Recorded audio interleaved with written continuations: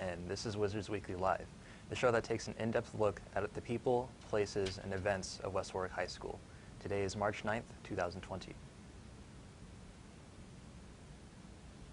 West Warwick High School offers many career pathways for students.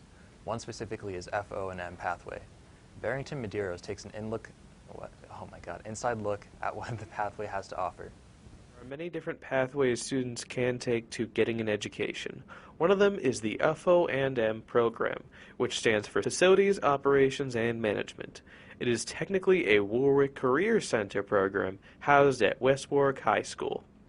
We have a large student population that goes to Tollgate for certain programs. These two programs are housed here at West Warwick High School. The goal of this program is to get students ready for life after high school in the workplace. Never a dull moment. So it is a career and technical education program. So I also teach electives here at the high school, but getting the students ready for life upon graduation is something I enjoy.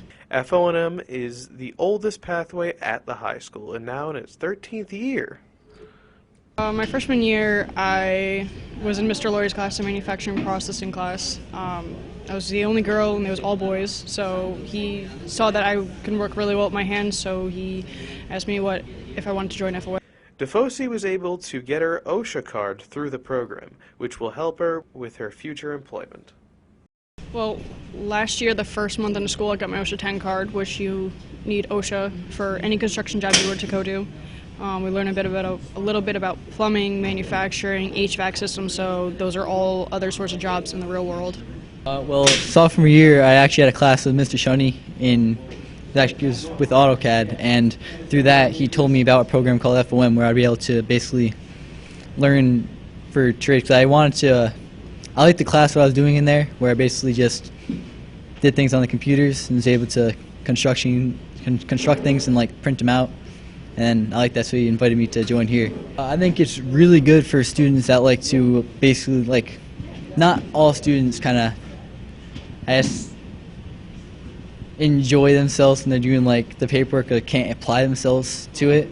And some of us don't really have to go to college right after. You want to be able to do our own trade, so you go into construction. I got in the FOM program because I knew Mr. Doyle through Boy Scouts, because I'm in Boy Scouts. I'm almost an Eagle Scout, and he talked to me about the program. I love to work with my hands, like to build stuff, so he offered it, and I came in, looked around, and thought it was a good program to join.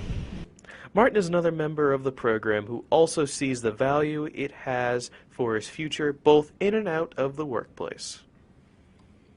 After school, I feel like the FOM program will be helpful because it'll give us an idea of what trades we like. So when we come out of high school, we can know which trade we want to go, we'll be able to go into. And like I said before, we'll be able to manage stuff around our house, fix stuff. And with the skills and experience that the program provides, these students and future participants in the program will have a head start on a career before they leave high school. This is Barrington Medeiros with WWHS TV. Over the last few weeks, there have been many exciting basketball developments. Our very own Lady Wizards basketball team hosted a playoff game for the first time in years and moved on to the second round. They lost to Classical and on Monday in the Division II tournament, but will be back in the Open State tournament with possibly another home playoff game.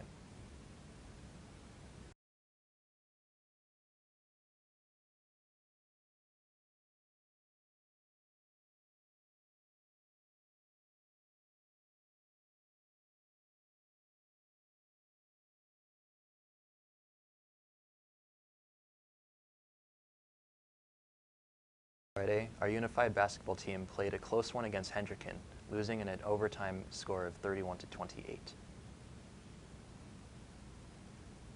In national news, following the results of Super 2,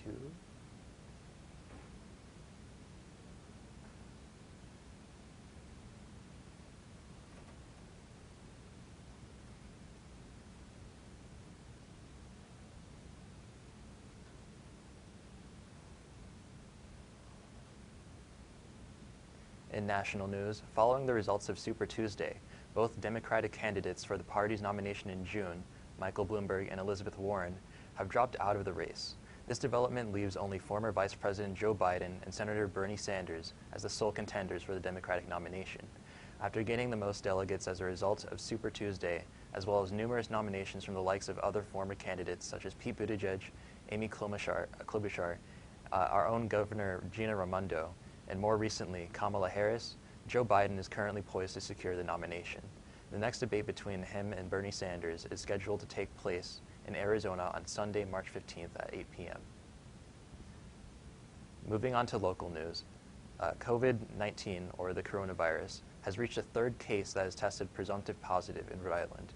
42 other people in our state have been tested, and while 30 of them fortunately turned out to test negative, the other 12 are still pending. Some 250 other people who believe that they have come into contact with people who have been infected by the virus have requested to be self-quarantined. In response to this, the Rhode Island Department of Health has urged Rhode Islanders to take extra precautions to curb the spread of COVID-19 by exercising extra preventive strategies such as washing one's hands often, avoiding physical contact with other people, and keeping one's extremities away from their face. In order to stay safe, we also encourage everyone watching to be extra careful and, of course, to wash their hands. And now here's some meetings and events happening this week.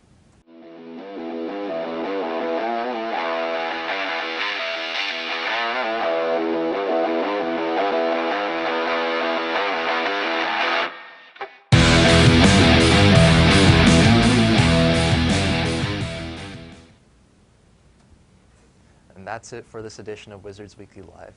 We'll see you here again, right here on the WWHS Wizards YouTube channel.